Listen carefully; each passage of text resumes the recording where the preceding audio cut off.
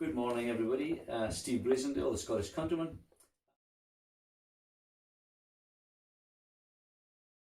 Debbie's going to ask me some questions, and I'm going to answer them related to what you're interested in about hoods and why we use them and what it's all about. So, Debbie, what's your first question? Okay, the first one is, why do you use a hood?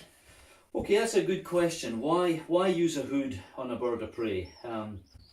And really, of course, there's some birds don't take to them, but it's a really integral part of our equipment because the hood is used to calm the bird. Here's an example I took a large one so you can see it.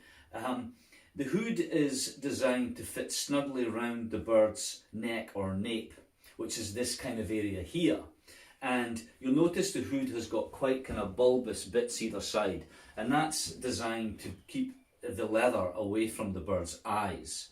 And the hood is a perfect fit for the bird. You don't just have a hood fits a bird. So we've got to have maybe 3 different sizes for the species of bird. Try them all on and see how we get on. But it's designed to keep the bird calm. And by keeping the bird calm, it puts the bird into almost a sense of darkness. And that keeps the bird from flapping around, calms the bird down, and gets used to the hood very quickly, over a few days. What's your next question?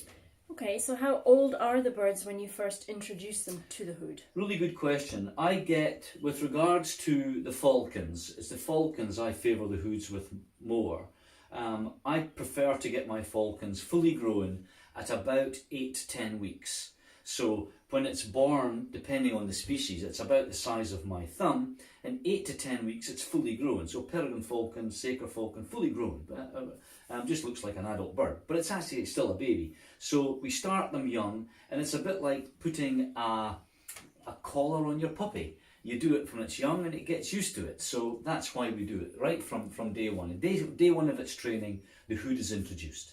Which takes us on to the next question, which is, how do you get them used to it? What's that process like? Really interesting one again, Debbie, that question, because for new falconers, it can be a little bit daunting.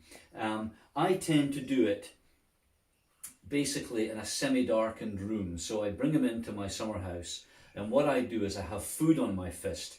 And once the bird starts feeding on the fist, I'll bring the hood up. I've even put little pieces of meat in the hood. And when the bird bends down to take the pieces of meat, I'll quickly slip the hood on. Now you've got to be really canny, a great word, canny. You've got to be canny here, because what I tend to do is when the hood goes on, the bird will suddenly freeze. And I take the hood off and it continues its meal. So it doesn't see the hood as a rejection of food. That would be a negative, and we want to work on a positive.